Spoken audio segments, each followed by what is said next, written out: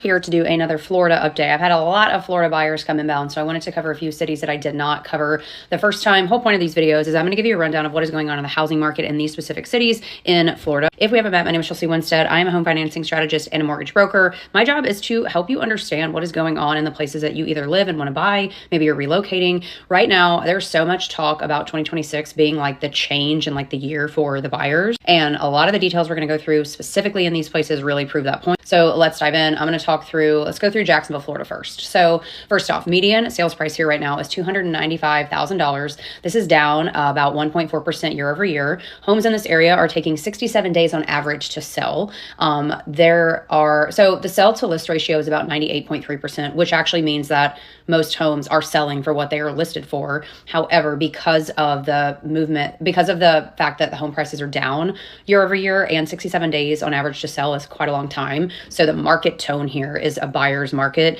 kind of balanced because we're not seeing like a huge percentage of homes selling under the list price. That just means that the listing agents are doing a decent job of educating their clients to tell them that they need to list at a price point that they're actually going to get an offer on. So something to note, Jacksonville definitely is a buyer's market right now. Okay, let's talk about Daytona Beach. So average home value here is $246,000. Now, get this is down 9.1% year over year. That's a big decrease.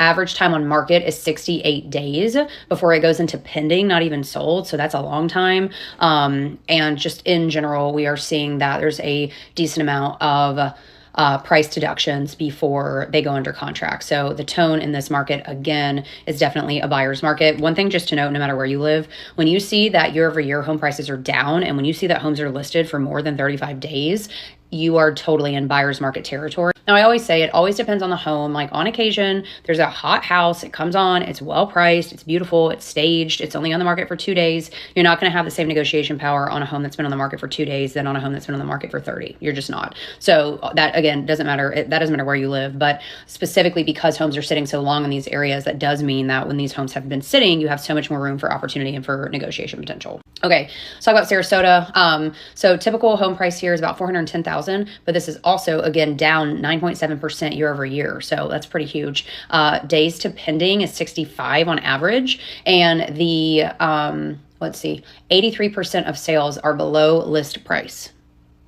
Okay, all three of those.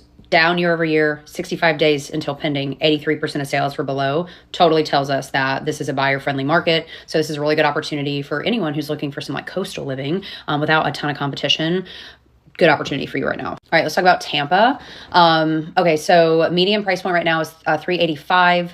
Now, get this: reports of listings are sitting for 60 plus days. So again, a good amount of time. It's been chilling there, and we've got what's called a stale listing rate, which means that like there's a lot of homes that are just sitting and there's no activity, nothing going on, which, as you can imagine, completely means that you have so much more power in negotiation as a buyer.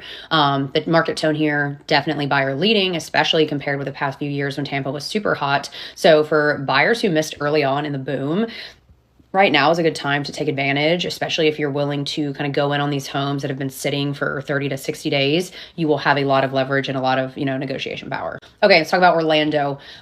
Recent median home values here are between $410,000 and $422,000. Now get this. This is interesting. Active listings reported up by 19.5% year over year. So supply here is rising faster than demand, okay? When we see that happen, just the basics of, the economic basics is that when you have more available than what people want, the prices come down, right? So because that's what's happening, there's definitely, right now it's showing that homes are lingering on the market for 2 to 4 months, okay? So Orlando is like a hot spot to look at and to consider a purchase. If you've been waiting for forever, you want to buy, you haven't felt like it's the right time. With rates coming down and continuing to potentially move down as we go into the new year, and with listings up and homes sitting on the market for extended periods of time, huge opportunity for negotiation here. Yeah, all in all, Florida wide, we are seeing a cool down. So a crash is when things just like bottom out. Cool down is when you're seeing values drop, time on market increase, more homes are selling under the list price. As a buyer, my sellers don't love this, obviously, but as a buyer, great room and opportunity for you to get into homes that at one point were priced at a rate or at a price that maybe you weren't interested in paying, that now you are able to jump in and potentially make a move here. And there are some markets like Sarasota, parts of Tampa, parts of Orlando that were overheated. Like that's like when you're talking about crazy bidding wars and people not even looking at the property and buying it. These are now leaning towards buyers territory because of the increased inventory, slower pace, price reductions, etc. So as a buyer, this is a good window to look around, take your time, negotiate, and not be involved in like a multi-offer scenario, especially if you're flexible in timing. So this is what I always say. I think people totally underestimate the planning process that goes into home buying. If you even want to buy in the next 6 months, even 9 months, I would highly recommend that we chat and create a plan now. It's really important just to understand like what will your money get you? If you have a monthly payment in mind, what price point is that going to get you? Do you have savings already available? Do we need to save more money? Are you eligible for a down payment assistance program? What does that entail? Like there's just a lot that goes into this process. And I think unfortunately a lot of people literally never even look at the numbers until they're talking with a real estate agent and your like eyes are like falling in love with things and you've not even actually looked at the budget. So that's where I come in, right? It's like how you get the best car is you go in with a loan already approved, right? And then there's no kind of finagling shenanigans. You already know what you're walking into. That is how we approach this thing the same way. I'm really big on planning, making this feel stressless, because a lot of stuff that I see on this, app, people just do things ass backwards and it's stressful and it's overwhelming, and it really doesn't have to be that way. And the way that you avoid that is you do the numbers side first, way before you ever actually start talking to an agent or walk into a home. And that is exactly what we are meant to do. So if you are interested in running numbers, putting together a plan, looking at the market that you want to buy in, I can run these specific like numbers for you as well. Link on my profile, first or second option, depending on kind of what your timeline is. I will then text you directly. We'll be able to chat through what you're looking to do, and we will get started on your game plan. As always, if you have any questions for me, comments are open. I love you guys so much. Thanks for your patience. I've missed you, and I'll see you soon.